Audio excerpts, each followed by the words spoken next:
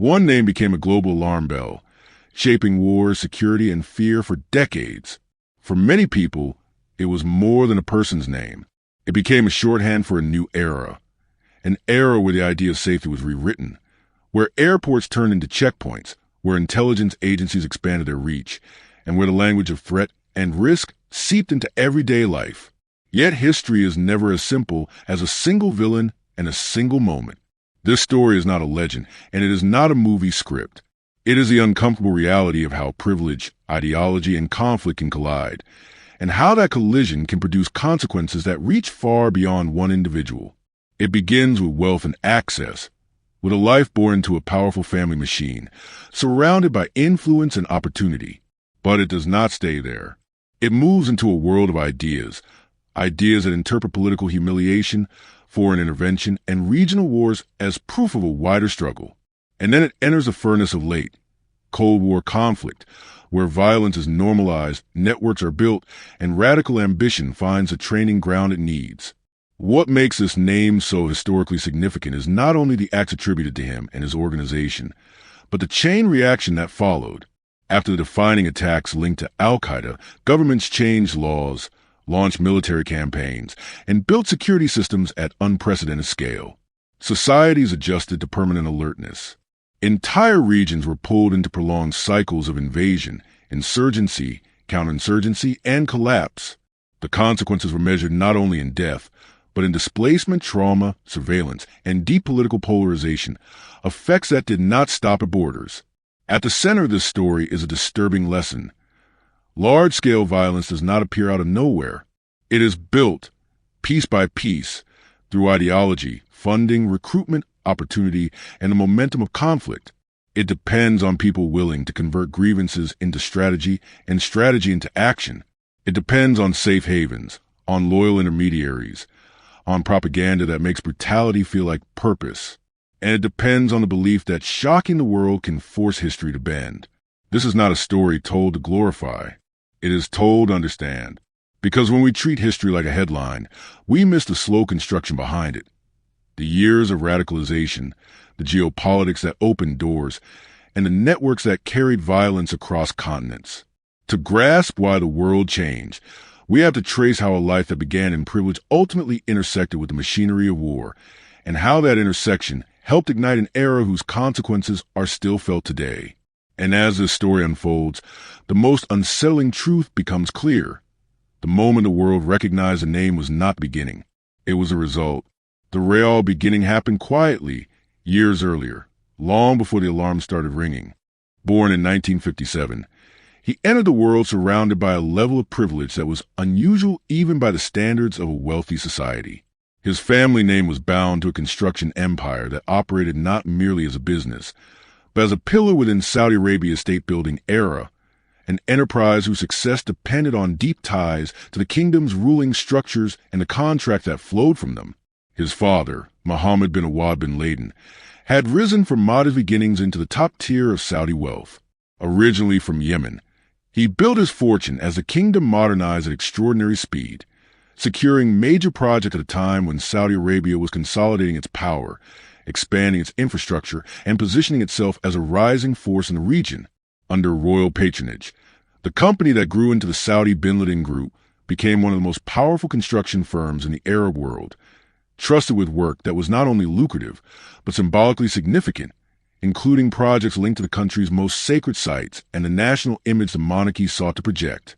Osama's mother, Hamida al-Adas, was Syrian, and her background contrasted sharply with the world of Saudi elite contracting. She became one of Mohammed bin Laden's wives in the mid-1950s, and Osama was their only child. Their relationship ended soon after, and Hamida later remarried a man within Mohammed's business orbit, Mohammed al-Adas. That meant Osama spent much of his upbringing in a blended household, raised alongside half-siblings, while still carrying the weight of a biological lineage connected to one of the kingdom's most influential families. The key point about his origins is this. His childhood was shaped by a family machine that combined wealth, reputation, religious symbolism, and proximity to power. He was not simply rich. He was born into a network where money and influence reinforced each other through state-linked contracts and social standing.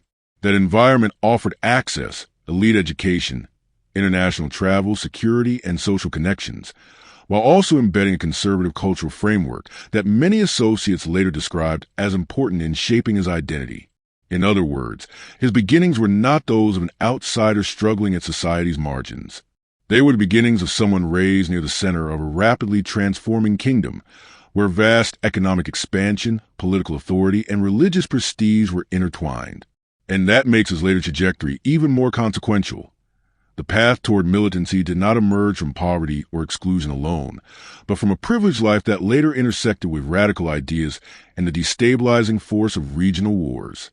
After his parents separated, he was raised mainly in his mother and stepfather's home, an upbringing shaped by both protection and complexity. On paper, his early years were insulated. Money was not concerned, daily life was structured, and the world around was filtered through family, household staff, and control routines of an elite environment. But beneath that comfort sat a quieter tension. He was a child of a powerful man, yet he did not grow up in a conventional two-parent household. Instead, he lived inside a blended family arrangement that carried its own hierarchies, loyalties, and questions of identity. His mother, Hamida, remarried into a household that still existed within the orbit of the bin Laden business world, and Osama grew up alongside half-siblings. That environment could be stable in its routines, yet emotionally complicated in its dynamics, especially for a boy conscious of his lineage and status. He was neither abandoned nor cast out, but he was also not raised in the direct, continuous presence of his biological father. The result was a childhood where belonging was not a simple, singular thing. It was layered, split between households, relationships, and expectations. At the same time, it would be misleading to portray him as disconnected from his father's influence. Accounts commonly emphasize that Osama bin Laden remained an important force in his son's development, and that he impressed on him a strict religious sensibility early on. In a society where prestige, piety, and loyalty to tradition carried real weight, especially among influential families, this conservative framing mattered. It offered certainty and identity, and it set boundaries around what was acceptable, admirable, or shameful. From the outside, parts of his childhood could still appear ordinary. School life, hobbies, adolescence, the search for status among peers.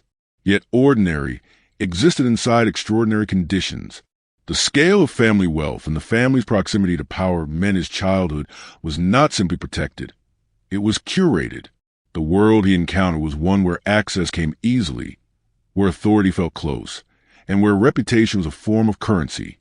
That combination, comfort, structure, and early ideological framing, helped shape a young person who did not grow up at society's margins, but rather within a privileged enclosure that would later intersect in catastrophic ways with radical ideas and geopolitical conflict. He attended school in Jeddah, and on the surface, his early education could have been read as the standard path of a privileged teenager in a rapidly modernizing kingdom. From 1968, he studied at the Al-Fajr Model School, an institution that reflected the aspirations of society investing in modern schooling, while still anchored in conservative social norms. His days were filled with routines that can sound familiar almost anywhere: classes, friendships, small competitions for status, and a quiet pressure to live up to a powerful family name. What made his schooling distinctive was not the classroom itself, but the environment surrounding it. He was growing up inside a world where wealth and influence reduced friction in daily life. Opportunities were available: quality education, safe neighborhoods, access to networks, and the future often seemed prearranged. A respected role, stability, and a place within the family's broader social and economic orbit. In that sense, education did not only teach subjects, it reinforced a worldview in which authority felt close and life's major doors tended to open. In 1971, he gained a brief, direct exposure to the West when he traveled to Britain for an English-language course at Oxford. This kind of trip, especially for an affluent family, could be framed as routine, an investment in language travel and international experience. Yet it also offered a window into a society that many conservative observers in the region viewed with suspicion: different public norms, different religious visibility, and a different relationship between individual freedom and social order. Even a short stay could sharpen contrast in a young mind, whether through fascination, discomfort, or the sense of distance between cultures. Accounts of his adolescence sometimes mention interests that seem almost ordinary, following football, admiring certain clubs, and showing curiosity about military history. Details like these matter not because they explain what came later, but because they underline a central point. For a period of time, his life could still wear the appearance of normality. He could pass as another student from a prominent family, moving through school and travel with the usual rhythms of youth. But that normal mask coexisted with an unusual backdrop. His family's standing, the conservative framing of his identity, and the political climate of the broader region all sat quietly behind the everyday scenes. Education and travel did not automatically radicalize someone, but they could become part of a larger process where identity, belief, and politics gradually hardened. Looking back, those ordinary moments were not irrelevant. They were the calm surface above deeper currents already forming, currents that would later connect personal choices to global consequences. In the 1970s, political turmoil and Islamist writings helped shape a worldview that framed history as a struggle between faith and foreign domination. This shift did not happen in a vacuum. He was coming of age in a region still carrying the aftershocks of colonial rule, the collapse of older empires, and the rise of new nation-states that often depended on foreign alliances for security, weapons, or economic survival. For many observers in the Middle East at the time, independence could feel incomplete because strategic decisions, oil markets, and military balance were deeply entangled with outside powers. The Arab-Israeli wars of the era intensified that sense of grievance and vulnerability. The Six-Day War in 1967 and the Yom Kippur War in 1973 were not only military turning points. They also became symbolic events, interpreted by many as evidence of humiliation, imbalance, and betrayal, especially in narratives that emphasize Western support for Israel. In that climate, political disappointment frequently blended with religious language. Public debates about identity, what it meant to be Muslim, Arab, or part of a wider Islamic community, grew sharper, and some currents argue that secular nationalism had failed to protect dignity or sovereignty. Within this environment, Islamist thinkers offered an alternative framework, one that explained decline as spiritual weakness and strength as a return to religious discipline and unity. The concept of pan-Islamism, promoting solidarity across national borders, had emotional appeal for people frustrated with fragmented politics. It suggested a single community with shared obligations and shared enemies. That idea could remain nonviolent in many forms, but in its more radical versions, it became a political program that treated conflict as inevitable and compromise as corruption. A particularly influential body of thought in these circles came from writers linked to the Muslim Brotherhood, including Sayyid Qutb. Qutb's work argued that modern societies, including some Muslim-majority states, had drifted into a condition of ignorance and moral disorder, and that a purified Islamic system should replace flawed political structures. His writings also carried a confrontational critique of Western materialism and secular governance. For readers already primed by war, repression, and foreign intervention, that style of argument could be compelling.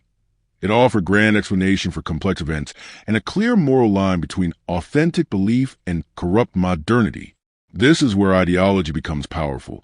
It does not merely describe the world. It simplifies it. It turns history into a single storyline, where setbacks are not random or complicated but proof of a hidden pattern. It reframes politics as a test of faith, and it recasts power struggles as sacred obligations.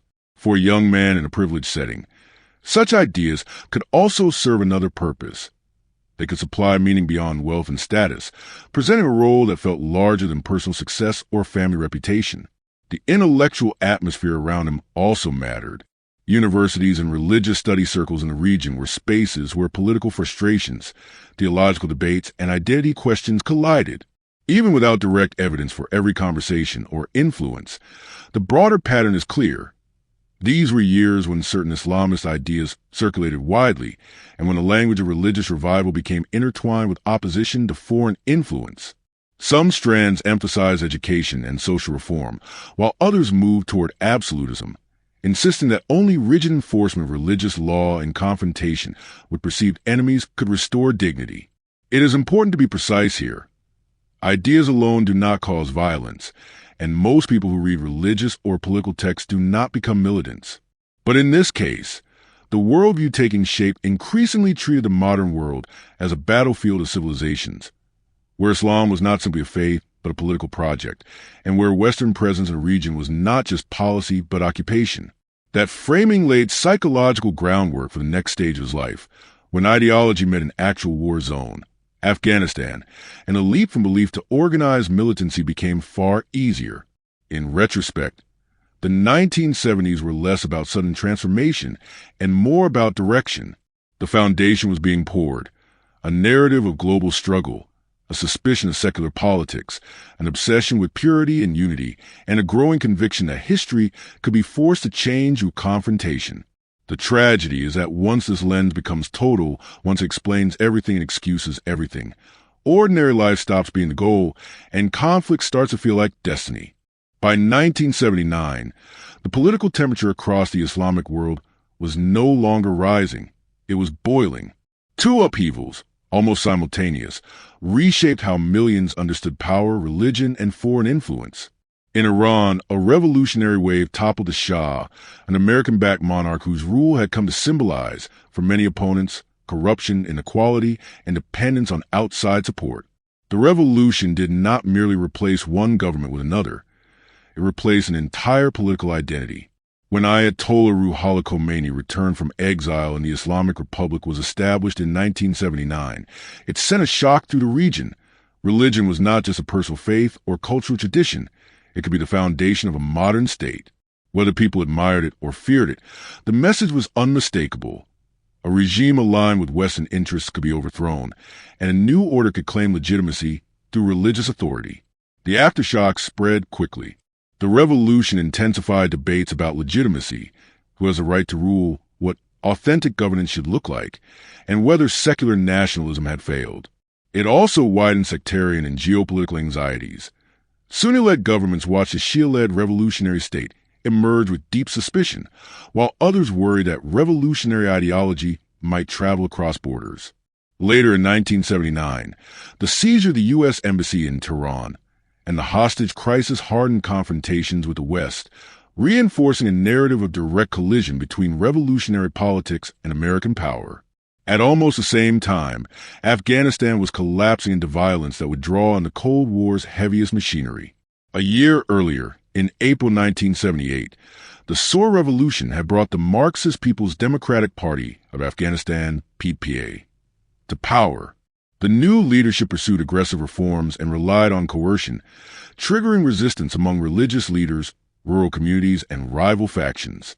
Instability widened into armed revolt, and the regime increasingly leaned on its relationship with the Soviet Union. In December 1979, Moscow escalated from support to direct intervention. Soviet forces entered Afghanistan, installing a more dependable leadership and attempting to stabilize the country by force. That move reframed Afghanistan overnight, from a troubled state into a global battleground where ideology, religion, and superpower strategy collided. These events mattered far beyond their borders. Iran demonstrated that revolution framed in religious terms could defeat a heavily armed, internationally supported ruler.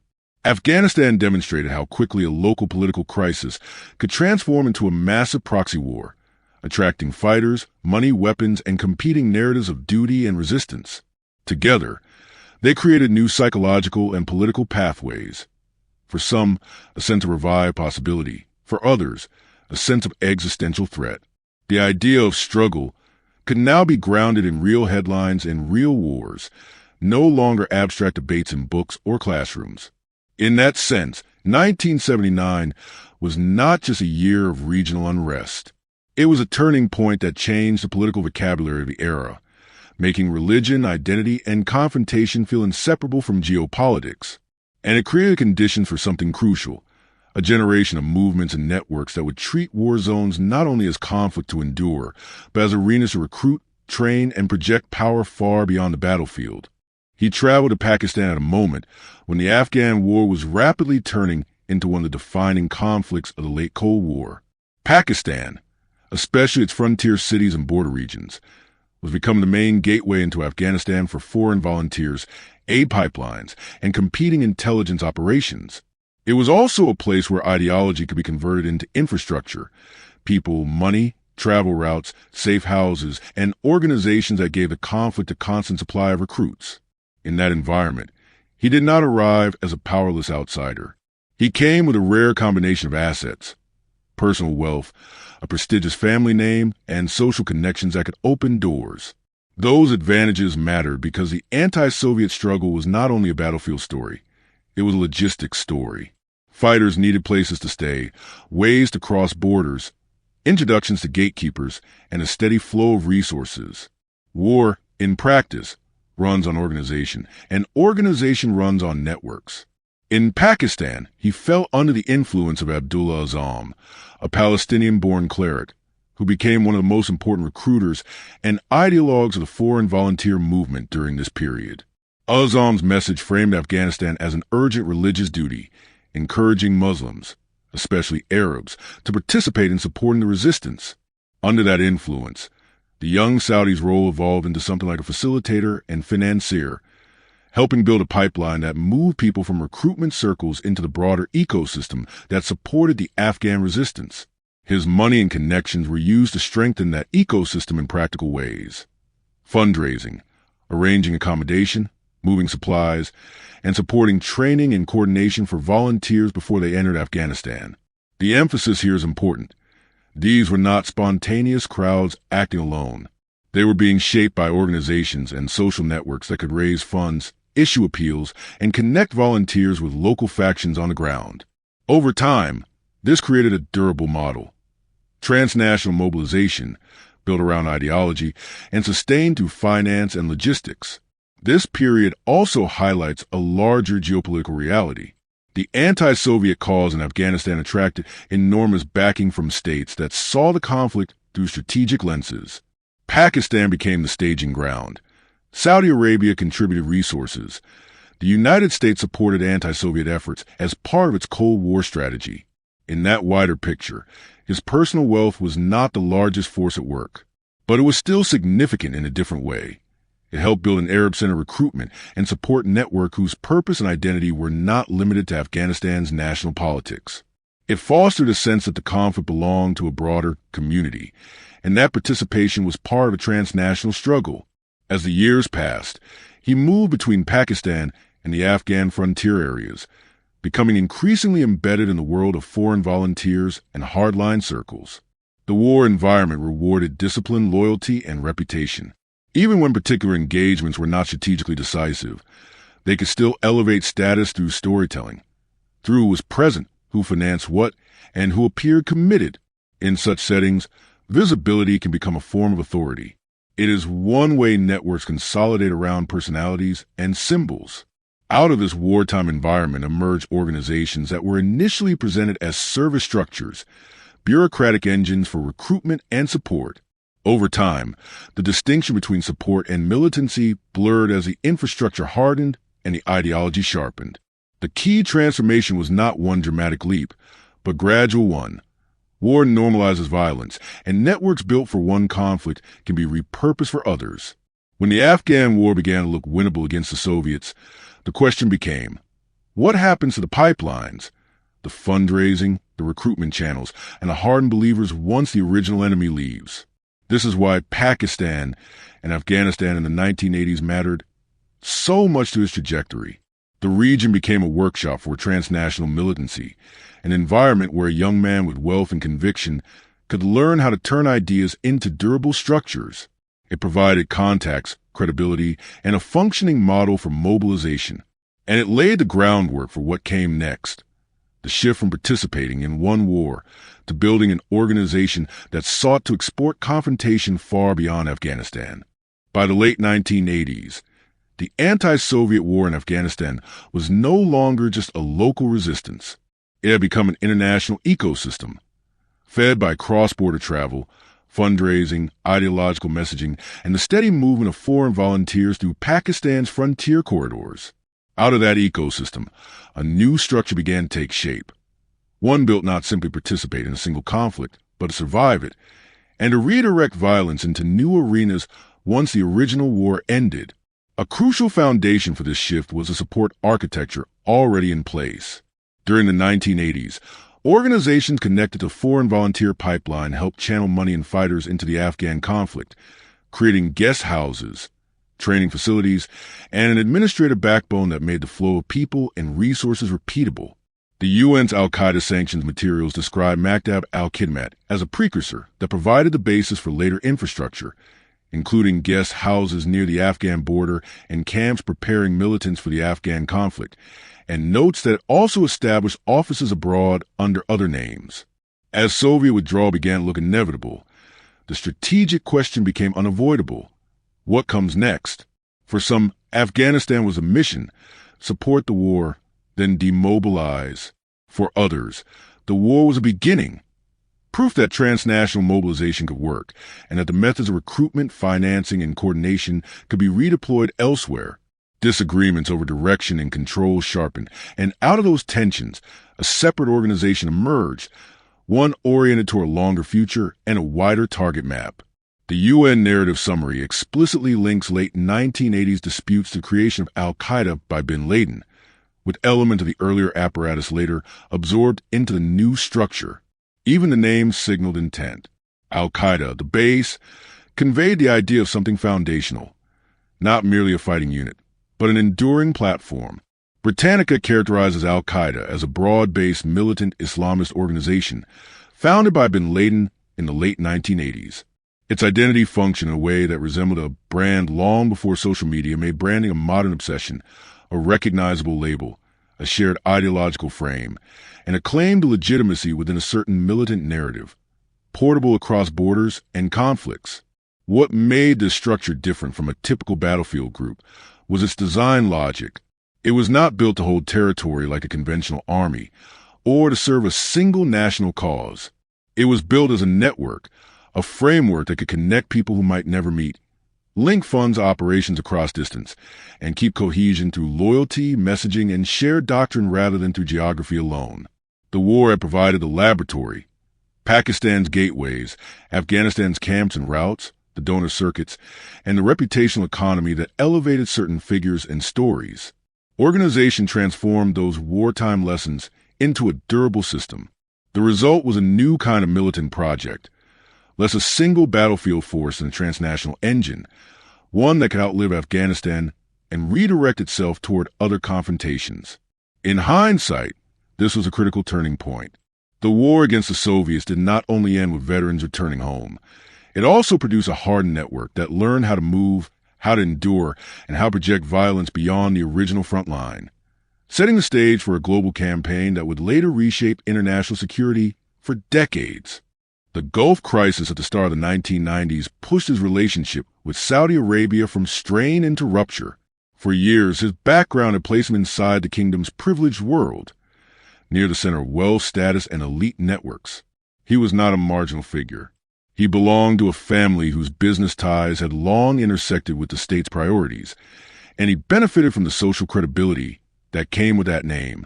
But the political shock of 1990 exposed a fault line that could not be bridged: the Saudi state's strategic dependence on the United States, and his increasingly absolutist view that foreign military presence in the Arabian Peninsula was intolerable.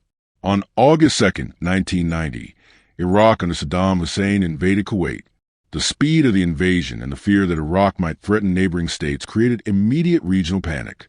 Saudi Arabia, sitting on vast oil reserves and guarding Islam's holiest sites, suddenly faced the possibility, however debated, of Iraqi pressure or expansion.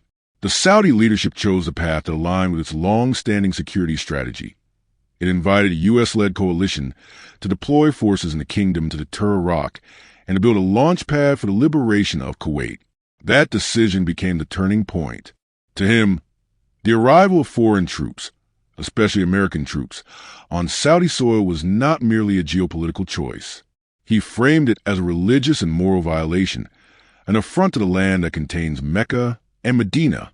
In his worldview, the presence of non-Muslim soldiers in the guardian kingdom of the holy sites symbolized humiliation and spiritual compromise. The crisis therefore became a powerful rallying point, transforming political disagreement into a confrontation over legitimacy. Who truly defended Islam and who had betrayed it? He tried to intervene directly. Accounts describe him seeking an audience with Saudi leadership and arguing that the kingdom did not need Western forces to protect itself. He offered an alternative, a force drawn from his veteran networks of Arab volunteers from the Afghan War, fighters who, in his telling, had already helped defeat a superpower and could now defend Saudi borders. The Saudi government rejected this proposal, viewing it as unrealistic and potentially destabilizing. In the eyes of the state, security was a domain of the monarchy and its formal alliances, not of private militant networks. Once his proposal was dismissed, his posture hardened into open confrontation. He began to denounce the Saudi leadership publicly, accusing the monarchy of inviting foreign infidels into the heart of Islam. He also attempted to pressure the religious establishment, the senior clerical authorities, seeking religious condemnation of the foreign troop presence. This was an extremely serious challenge in a state where political legitimacy is closely tied to religious authority. By encouraging dissent and attempting to mobilize religious opposition, he crossed from criticism into something the government could interpret as a direct threat. At the same time, the Gulf War unfolded quickly.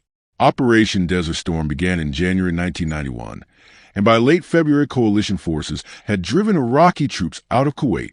But the political consequences inside Saudi Arabia did not fade with the end of the war.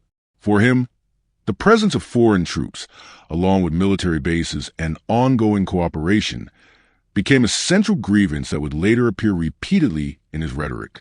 For the Saudi state, his agitation and organizing were no longer tolerable. The regime moved to constrain him and, soon after, to push him out entirely. This was a decisive transformation.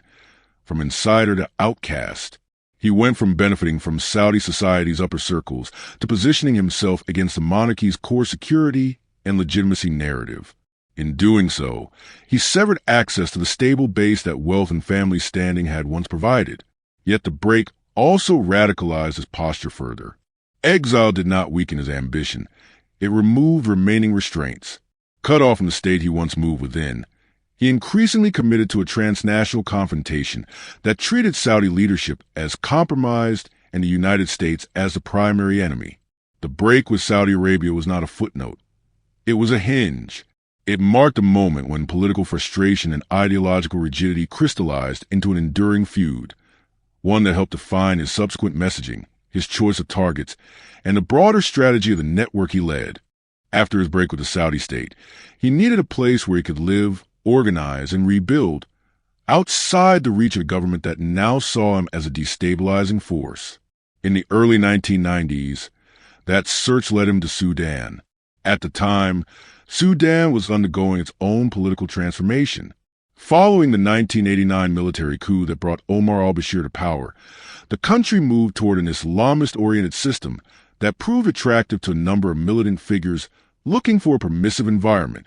For him, Sudan offered something rare: room to operate with less immediate interference, and the ability to reestablish a base after being cut off from Saudi Arabia.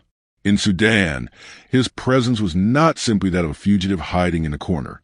He built a lifestyle and an infrastructure designed to last, secure residences, trusted inner circles, and a pattern of activity that blended legitimate business investments with protection and networking that his organization required. He reportedly invested in projects that could generate income and provide logistical cover, such as agriculture and construction, while also maintaining links to militants moving through the region. Sudan, in other words, functioned as a sanctuary not only because it offered physical safety, but because it allowed him to stabilize, to regroup, to host visitors, to communicate, and to keep an organizational core intact. But sanctuary is never permanent when international pressure escalates. By the mid-1990s, Sudan faced growing diplomatic isolation and economic consequences for hosting extremist networks. Intelligence services monitored his activities closely, and the cost of Sudan's government increased as the country came under sanctions and political scrutiny.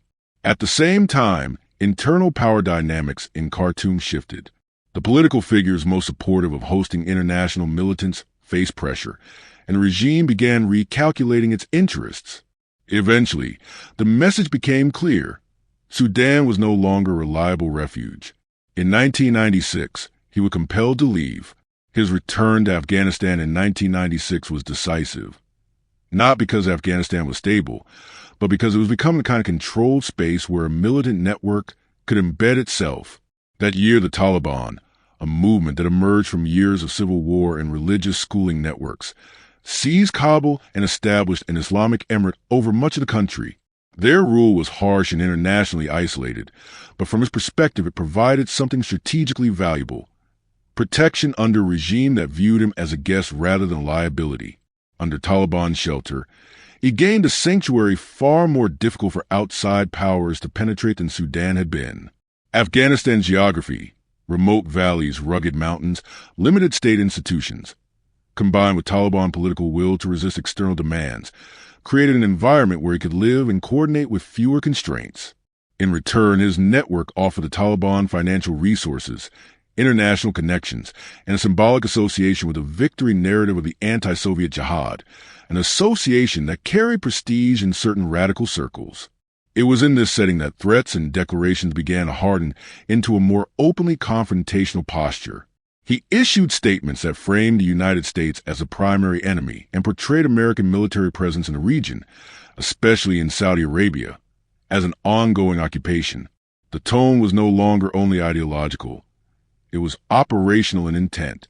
Afghanistan became a platform for which propaganda could be produced, alliances could be maintained, and recruits could be attracted by the claim that a wider campaign was not only justified but already underway.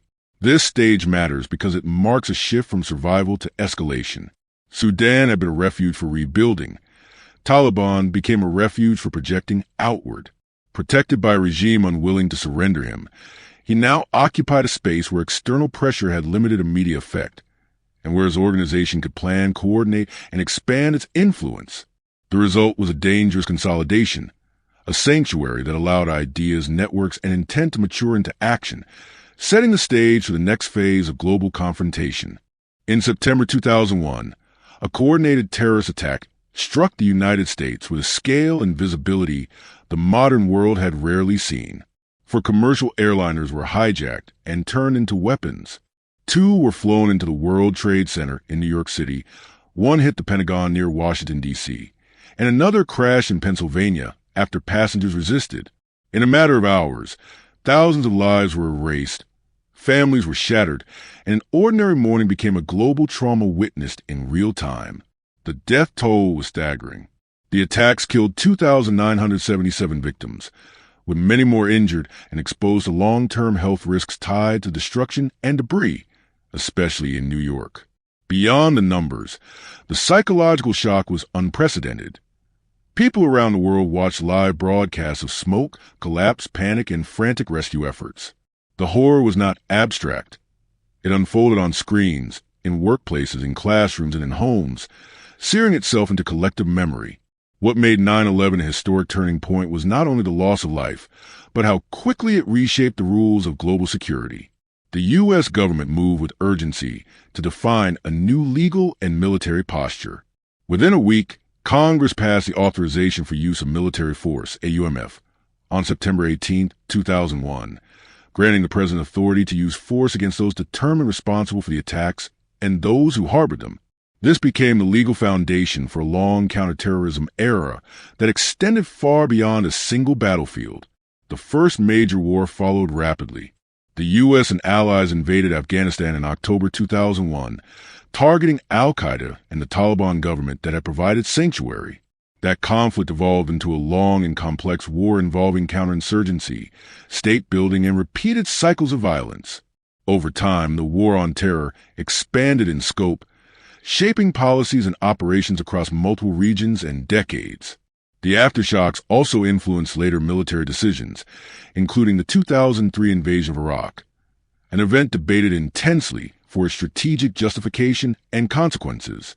Domestically, the attacks accelerated a sweeping transformation in law enforcement and intelligence.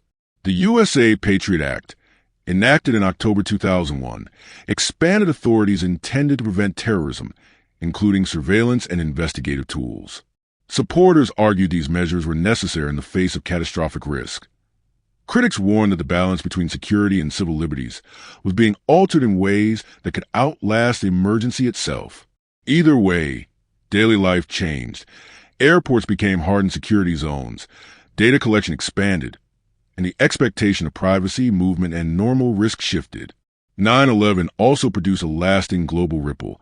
Alliances were tested and strengthened, borders tightened, and international counterterrorism cooperation intensified. It reshaped how governments assess threats, from conventional armies to decentralized networks, and it changed how the public experienced fear. Instead of a distant war on a map, terrorism became a possibility, discussing commute lines, emergency drills, and headlines, sometimes amplifying suspicion and discrimination, especially toward Muslim communities who overwhelmingly condemned the attacks yet often found themselves facing increased scrutiny. The trauma did not end when the fires went out. Survivors, first responders, and families carried the consequences for years, through grief, injury, illness, and the slow work of rebuilding lives. Investigations such as those conducted by NIST documented the scale of the disaster and the heavy toll, including among emergency responders, while also driving major changes in building and fire safety practices. In the story of this broader narrative, 9/11 is a moment where ideology became action with global consequences, and where the world's response created a new era, wars launched under new legal authority, security systems rebuilt around prevention, and a lingering psychological imprint that shaped politics and society long after 2001. After September 11th, he became the most wanted man on Earth. Yet for years he seemed to dissolve into the landscape. Intelligence agencies chased fragments, intercepted messages, secondhand sightings, and occasional audio or video releases that proved he was still alive but revealed little about where he was hiding. The silence was strategic. The more famous he became, the more he relied on distance, isolation, and a tight inner circle to avoid detection. The early manhunt focused heavily on Afghanistan and the Pakistan borderlands. U.S. forces and allies pursued al-Qaeda leaders in the mountainous regions where escape routes were difficult to seal and local networks were complex. Over time, the assumption hardened that he had crossed into Pakistan and was living under deep protection, less like a fugitive constantly moving, and more like a man minimizing exposure by shrinking his communications. In practice, a single mistake, one contact, one courier, one repeated routine, could become the thread intelligence services needed to pull. That thread increasingly became the courier system. Instead of using communications that could be intercepted electronically, he depended on trusted messengers to carry instructions, money, and information. U.S. intelligence eventually identified one courier, widely described as among his most trusted, whose movements became unusually important to analysts. The logic was simple and ruthless. If you cannot find the principal target directly, you find the people who must reach him, and you follow the human trail. That trail led to Abbottabad, Pakistan, not a remote cave complex, but a city with schools, roads, and military presence nearby. The compound that drew attention did not look like a normal home. It was unusually fortified and designed for privacy. High walls, limited visibility, and patterns that suggested someone inside was avoiding the outside world. Over months of surveillance, intelligence teams gathered circumstantial indicators: who entered, who left, what routines existed, and what was conspicuously missing like normal communications. Yet even with intense monitoring, they still lacked the kind of definitive proof that removes doubt completely. The decision point became a question of probability, risk, and consequences. Wait longer and risk losing the trail, or act and accept uncertainty. In the spring of 2011, the U.S. president authorized a direct action raid, Operation Neptune Spear, to confirm who was inside and to eliminate the target if present. On the night of May 1st to 2nd, 2011, May 2nd local time in Pakistan, U.S. Special Operations forces flew by helicopter from bases in the region into Abbottabad. The assault team entered the compound, and during the raid, he was shot and killed.